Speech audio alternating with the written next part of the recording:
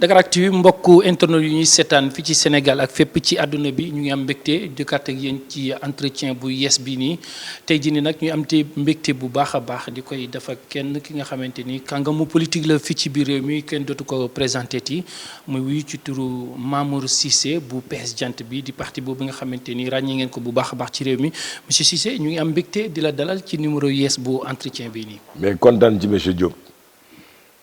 kontaan naa trop ci dalal leen man tam. tout à fait alors xam nañ ne ñu ngi reetaan xol yi feex na parce que damay rappeler ne moment bi ñuy tourner entretien bi day fekk juste rek Sénégal di qualifié wu ci li nga xam ne mooy demi-finale yi gannaaw ba ñu dooree ñi nga xam ne ñooy les écuries du Bénin alors vous êtes fan de football nan nga dundee li nga xam ne moo di victoire bi. mais kontaan gis nga ma may ñàkk. dama supporter ba Mali d'Italie parce que depuis 15 heures. ñëpp ngi braqué wu et puis ñëpp di ñaanal effectivement suñu lions yi kon vraiment jaraw lakk ñu ngi leen di gërëm di leen sant yàlla doon ci ñoom yiw bu bari yàlla nañu yàlla yóbbu final ba yàlla nañu yàlla yóbbu final ba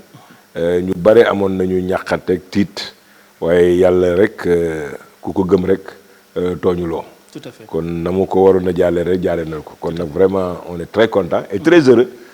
lii dafa c'est un minimum parce que depuis 2006 Sénégal atteindre demi-finale yi kon tey yàlla def ñu atteindre demi-finale yi mais dañ koy sant on a une très belle équipe mais alhamdulilahi rabbil alamin tout à fait un grand merci le meilleur reste à venir le meilleur reste à venir je le pense alors nan la ko monsieur Cissé di aménager woo di organiser woo ci liggéeyam jour yi nga xam ne ci la Sénégal di football Ndakaaru xat na génn dem bureau ñëw sa kër organiser wu nan nga ciy organiser boo mën a seetaan match bi sa kër wala fu mu la fekk rek bon en principe bon mais heureusement xam nga femmes yi rek aussi ma femme ñu ngi topp ci ginnaaw kaay añ gaaw kaay xool match bi donc su Sénégal du football moom doo am jàmm dans les bureaux et partout on s'aménage pour que nga mën a libérer employés ñu mën a dem seetaan ko parce que lii rek nañu ci am tout à fait mbégte bi ñëpp koy gis et moo tax bëgg naa yàlla may ñu dem ba final yi parce que da ngay xool ci koom-koom bi sax ni muy changé xoolal tey man dans mon centre commercial gos yi ñëpp ngi defar t-shirt donc tu sens que les gens bruissent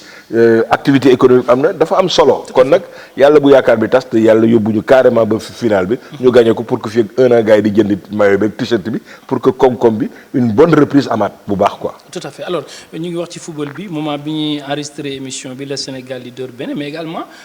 ci jour match Sénégal bi am na beneen événement bu fi xew parce que Alioune Sall mu ngi répondre présentement ñi nga xam ne ñoom ñoo di élément enquêteur yu digg yi ci affaire bi nga xamante ni moom moo jëm ci pétrole bi alors coow li bëri woon na ci rakku président de la république la yoon dafa war a teg ci moom loxo ñu woo ko daal di koy kii procureur na autosaisir wu alors tey jii le fait que dig woo ko mu dem répondre lan lay expliquer yow ci à votre niveau. mais que d'abord il n'a rien à se reprocher. man dama mus nekk ci dynamique boobu d'abord j'ai pas compris pourquoi mu démissionner. Parce que le fait qu'il ait démissionné, contrairement à ce que les gens pensaient, c'était pas mettre à l'aise ce président de la République. Parce que Sénégal dafay ubbi moom benn jurisprudence boo xam ne waruñu toll ci foofu c'est-à-dire suñu la tamee dem rek forcément da nga war a démissionner à tort ou à raison da ngay démissionner non président nee na nëbbuma kenn protégé wu ma kenn mais puisque xel yi tey na mais nañu ubbi enquête. képp koo xam ne am nga loo mën a andil procureur demal nga seeti ko nga ubbil ko waaw c'est le moment où jamais que ñu mën a xam lu xew ak lu xew mais moi jusqu'à preuve du contraire je fais confiance et je crois à Alioune Sall parce que man dama lay jox benn anecdote yonent bi sallallahu alayhi wa sallam dafa am nit bu ko ñëw seet si ne ko dafa ñëw di ko andil xibaar yonent bi ne ko est-ce que xibaar boobu nga ma war a jox mën nga ko waat ci kaamir ne dëgg la mu ne ko mënuma ko waat parce que ki ma ko wax rek laa wóolu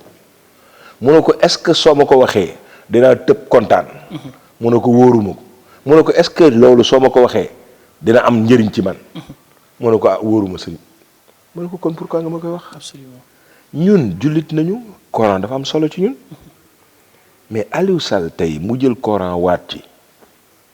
ñu bëgg tey banaliser loolu alors que ñun ay jullit nañu. man duma banaliser loolu ku am ay preuves yu suffisantes yu taxaw contre Aliou Sall na nga ko génne. moom tey il est en droit d'aller en justice parce que dañ ko woo mu dem wuy ji ku am leneen na nga ko yóbbu on va apprécier et puis dinañu xam tout à fait mais ñi fi yuuxu yëpp lan nañ ñu apprendre tey loo xam ne nit ci waxuñu ko mais les journaux de vos confrères ay hommes politiques amul lu ñu waxul waaye tey il a fallu que Dieu tubaab wax pour que ñëpp texali ko seen sago waaye kuy BBC mais man mut ban ak yow Dakar Time Thierno Talla laa gën a respecté BBC mais ngeen di patriote kan moo am monopole du cœur au nom de quoi lu tax tey parce que BBC la nit ci bëgguñu emmerder qu'est-ce que c'est que 147 millions de francs CFA pour ceux qui sont dans les affaires mais c'est ridicule. Aliou Sall aujourd'hui si tant est effectivement qu'il était moom Franck Timis daf ko jëloon pour mu nekk son local au Sénégal c'est le moins bien payé aujourd'hui des locaux qui sont ici dans les 6 ou 9 majors qui sont à Dakar kon j'ai pas compris coow boobu dem na wuy ji c'est un minimum mais man je n'attends absolument rien de grand chose parce que ñi ci gënoon a tey aalu ñi ngi wax ne duñ dem wuy ji fuñ ko teg ku am preuve demal nga yóbbu ko soo ko yóbboo mais peuple bi sénégalais bi mën apprécier xam ne li ngay wax dëgg la wala du dëgg mais c'est dafa yomb yuuxu tam dema nit ki te mun loo am benn preuve yu ko justifié. bu ñu la déggee ñuy wax non seulement yow vous êtes en phase avec Aliou Sall mais d'accord ci démission am ndaxte coow li bëri woon na gisoo ne loolu c'était pour mettre un peu à l'aise ñi nga xam ne ñoo di peuple sénégalais bi wan la également il n'a rien à se reprocher wala démission bi dawul woon lu war. xam nga communication gouvernementale bi dafa sooxe trop. communication APR soxe moo andi lii yëpp tey man xaw ma Aliou Sall j'ai jamais vu. astafurlah peut-être benn yoon xaw ma ko mais c'est pas parce que frère du président de la République mais moi je travaille avec mon frère qui est aussi valeureux que moi dans le parti su dee dafa jalgati ñu teg ko ci yoon mais su jalgatiwul au nom de quoi parce que frère la warul am yenn position yi moi je pense même au contraire. Le problème de Aliou Sall c'est moins le pétrole que gars yi gis nañ ko mu inauguré ay tour fii ñu xool ne ndekete lii mooy caisse de dépôt et consignation kii kat affaire bi neex pourquoi moom moo ci nekk xëy na loolu moo war a tax sax gars yi yëkkati ci caw. mais tey su doon Aliou Sall à la place de Aliou Sall c'était un Libano-Syrien c'était un juif c'était un ceci cela doo ci dégg caw wala un étranger. mais pourquoi yéen noonu dajee ñun yéenante wuñu jàmm suñu biir pourquoi Diop warul mën a enrichir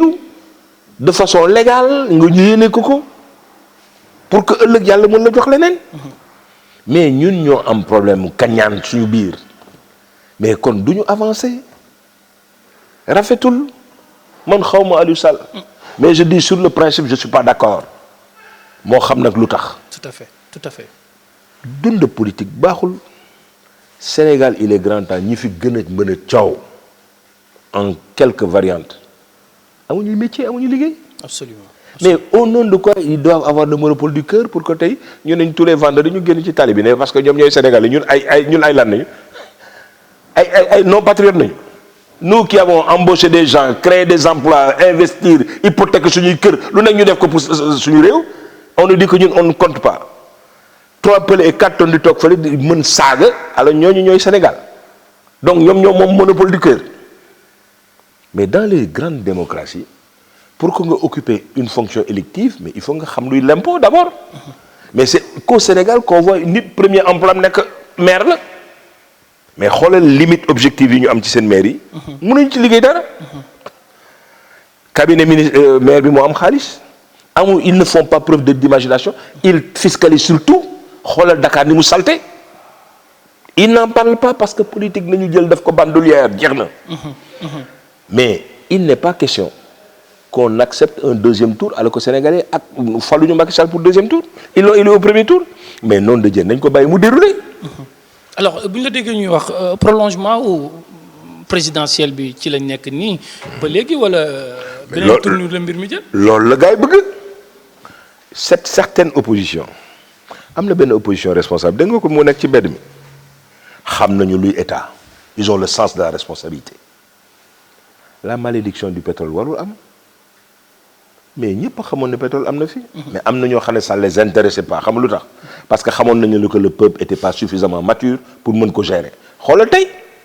loo xam ne fooree guñ ko bëttaguñ ko génn benn baril génnagul. et ça fait beaucoup coow li yëpp commencé ci.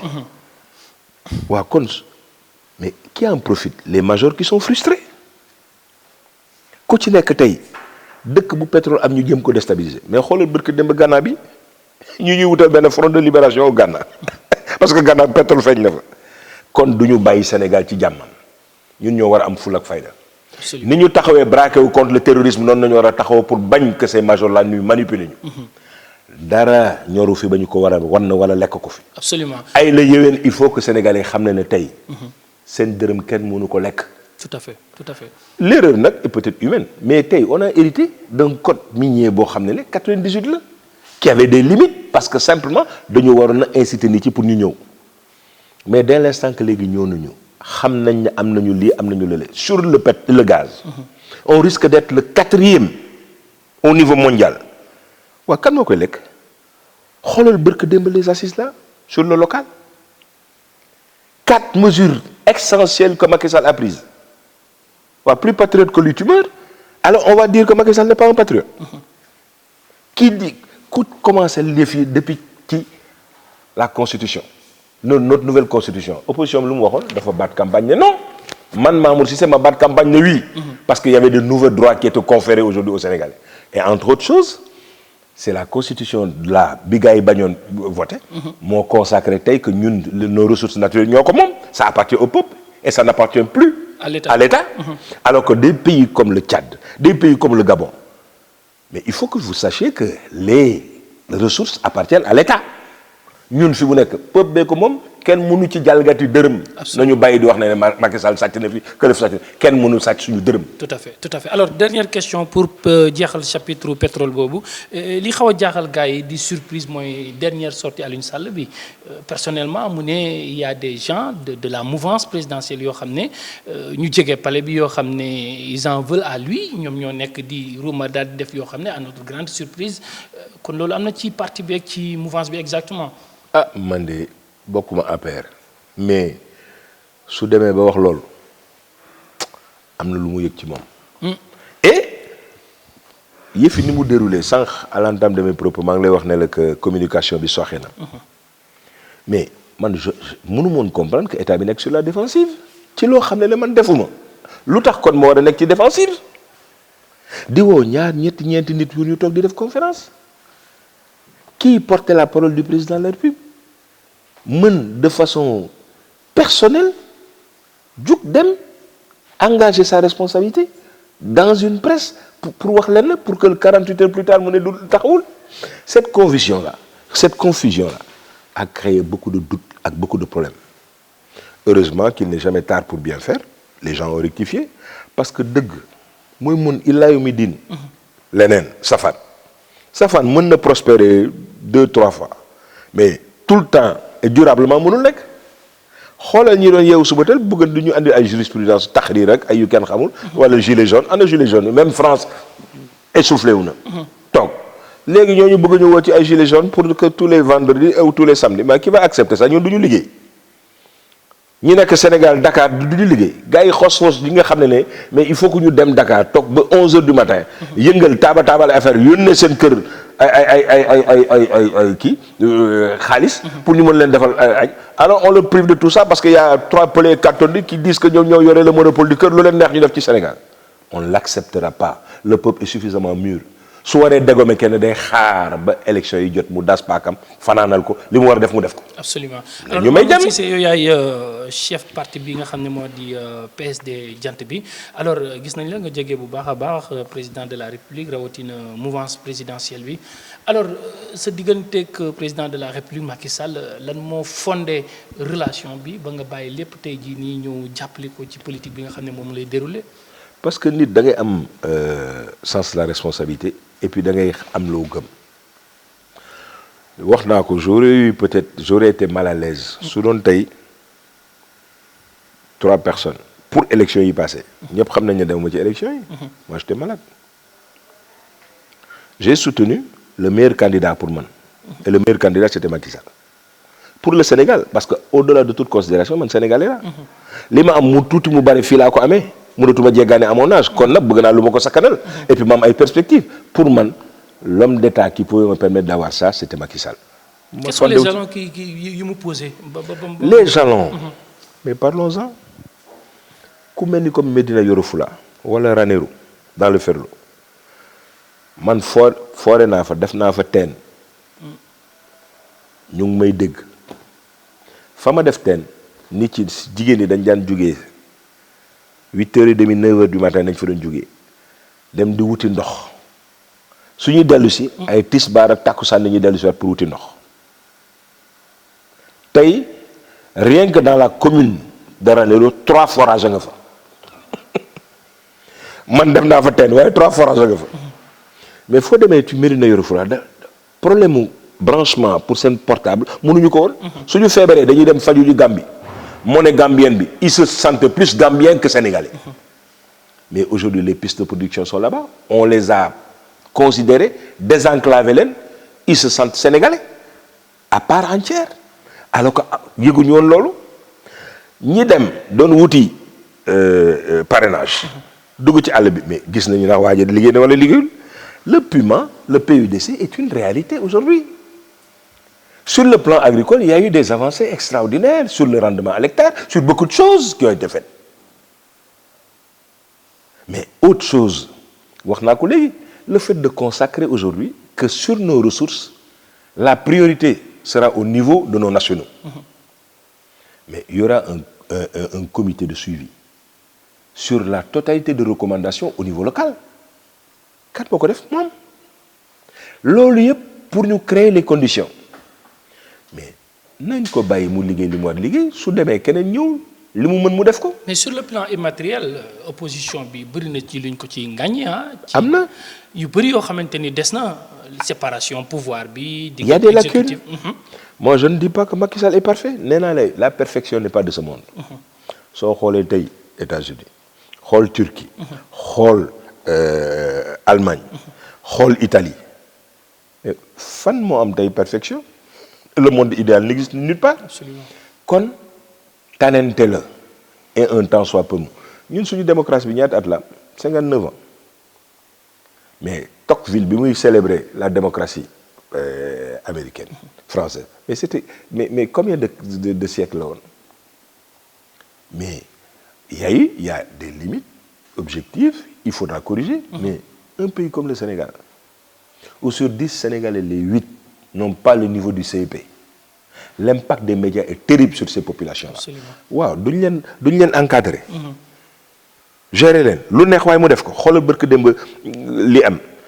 ONG boobu di célébrer les ñooñu mooy wax borom ñaari tur yi. mais ñun dañu xam loolu. mais li valable seen dëkk ñun valable ci ñun mais qu'il nous respecte. on dit xëy na am na lu ñu andil Sénégal une certaine population mais nañ ñu respecter bàyyi ñu suñu ful ak suñu fayda ak suñu ay culture ak suñu ay valeur mais waruñu ñëw di ko jàggane wala di ko jalgati rafetul. kon ci biir cadre boobu man dama ko yàgg wax on a besoin de leaders pour que sur les grands principes ñu am la projection qu'il nous faut léegi si on permet aujourd'hui aux populations surtout vulnérables les femmes en couche les filles en âge de se scolariser ñu am des niveaux de scolarisation ak d'alphabétisation yu conséquents mais bés boobu est-ce que tu sais que ñu ngi door a am 2000 médecins au Sénégal après 59 ans d'indépendance pendant ce temps un pays comme la Tunisie dispose de 6500 à 7000 médecins ñun ñu ngi door a am 2000 médecins. te suñu ëpp fii la ñuy jàngee fii la ñuy génnee dem. mais il y a comme toute œuvre humaine. des limites et des imperfections. Tu penses que c'est un gaieté de cœur que je sente que Khalifa Sall est dans les liens de la prévention? Non, ça me fait pas plaisir. Tu penses que ça me fait plaisir qu'on ait ressuscité la cour de la CREI? Non, non. Mais c'était des instruments, c'était des mécanismes qui étaient là. On ne peut pas ne pas faire avec. Mais si nous savons que l'économique marche, il faut que nous tapions xol yi et c'est peut-être aussi à tort ou à raison li tax certaines personnes ne voulaient pas que le dialogue national puisse prospérer. Comment comprendre que dialogue national ñu teg ko opposition significative bi accepté dem ci rek ca lendemain bi ñu balancer ñu BBC. yaa ngi si roche. qui avait intérêt à ce que affaire bi capoté. Est-ce que dégg nga tey l'opposition est dégg nga Idrissa Seck mu bëgg réew bi dina bëgg réew bi moo jël ko ci feu ak sang kooku su bëggee réew bi dafa am xam na lan mooy réalité. C'est vrai que ça étonne. Mais on va laisser ce pays là avec des pyromanes à l'image de Idrissa Seck ay Pape Diop yooyu yëpp. dégg nga leen ci combat yi nii. ñii agité wu ñëpp seetal leen bu baax ku ci nekk tu as un problème crypto personnel ak Macky Sall mais du sotti mais transcender la personne du gars et puis condescendance bi dafa doy mais pourquoi au nom de quoi ñu bëgg tey yàpp Macky Sall mais yàlla moo ko def kilifa yàlla mooy tànn kilifa moo xam ci li mu ci namm pour def ko yàlla dina jox kilifa réew dina ko jox ñetti façon bu kilifa dina la jox yërëm askan mu jox ko kilifa bu baax bëgg duma askan mu jox ko benn kilifa bëgg duma kilifa boobu tam mu jox ko réew nguur mais ñun dañuy ñaan yàlla que yàlla yërëm ñu moo tax mu andi Macky Sall mu def jéego yu muy def xale la bëgg na rentrer dans l'histoire à son âge vous pensez que bëgg na moom génn par la petite porte mais terminé guloo yaa ngi embauché des choses bëgg a réconcilier tappe xol yi ñu ne la doo fi am il faut que ñu dem deuxième prorogation mais rafetul xoolal tey intox bi ñu paree ci loolu on nous dit oui Sénégal est en faillite yow kii ñu lay annoncé ay pétrole ban faillite la le Sénégal a une très bonne signature la xawma ba plus dégg na démb rek le gouverneur le directeur national de la banque centrale en parlait mais au contraire am na yoo xam ne dañ ci war a wax moi j'ai jamais été d'accord sur la privatisation de Tigo au profit d'étrangers kooku day dur comme fer tey plus que jamais je suis pas d'accord on devait laisser Tigo entre les mains de nationaux 100%. Mais aujourd'hui et état créé cadre boo xam ne aussi da leen di accompagner. Oui. Mais xoolal tey la téléphonie mobile ressource 2470 milliards de francs CFA su doon suma sago ñu fixé ko mu des Sénégal desul Sénégal ça me désole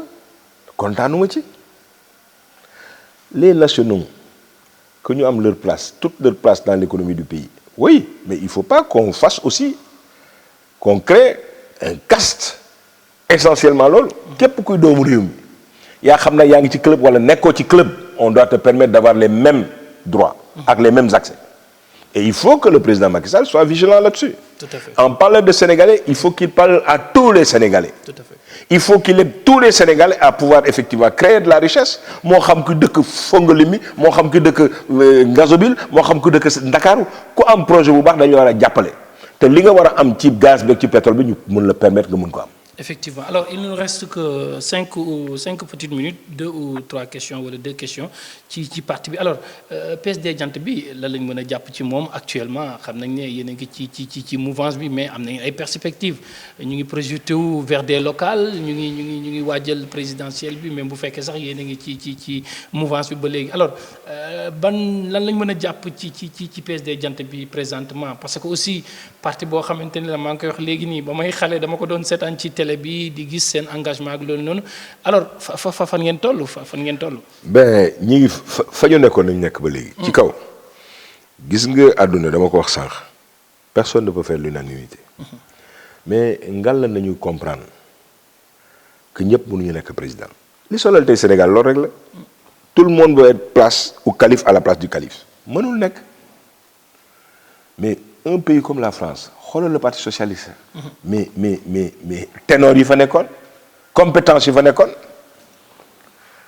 mais il y avait au moins 140 bonnes belles têtes mais ñoom ñëpp seen problématique ak seen pensée yëpp moo doon pour le développement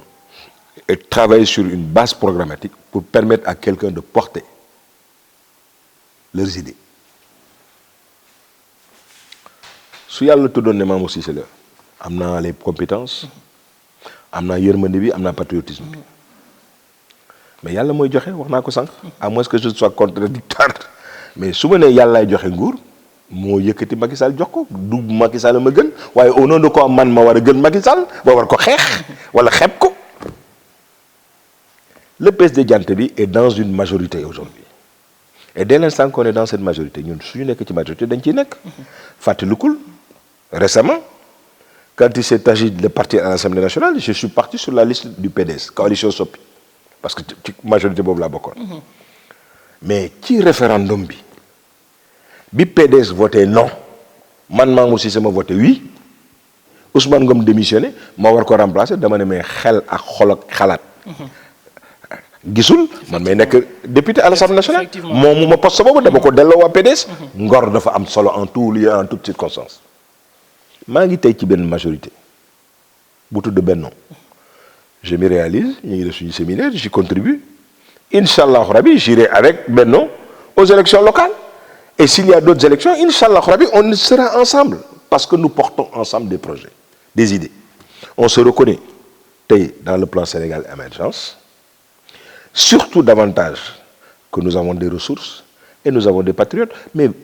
pensez un seul instant que Mamour Cissé tey dina toog gis Macky Sall di jalgati réew mi mu toog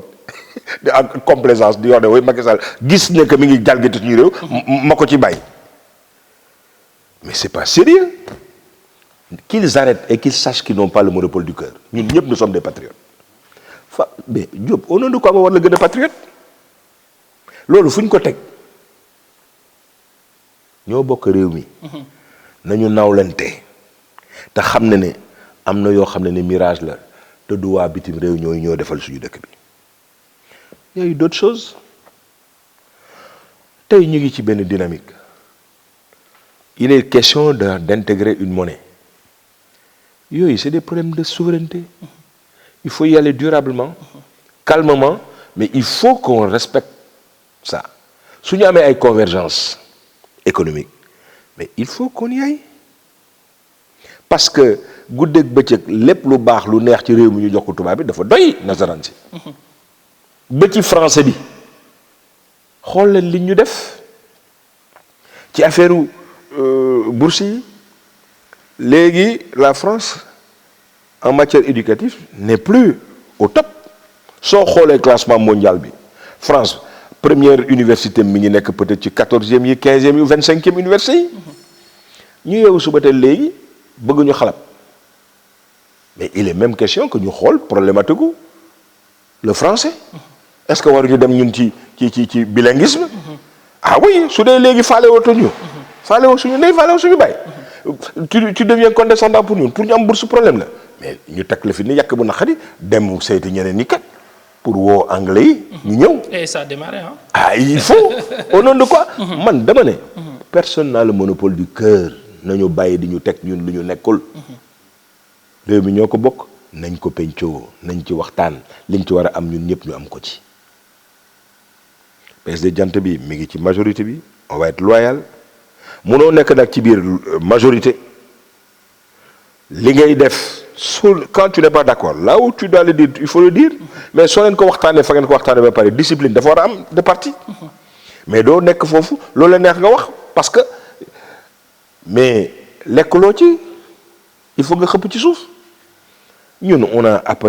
appuyé soutenu le président Macky Sall mais est-ce pour autant que ñu war a taxaw ne ko way joxuloo ñu suñu passe puisque joxuloo ñu dañuy sànni xeer non